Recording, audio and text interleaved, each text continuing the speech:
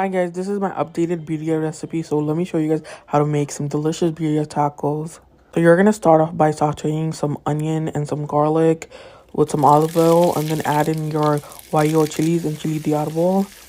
Once everything is sauteed and softened, you're going to puree that and then strain it so you get a smooth sauce. In that same pot, you're going to pan fry your beef until it gets a golden crust, then pour in your consommé.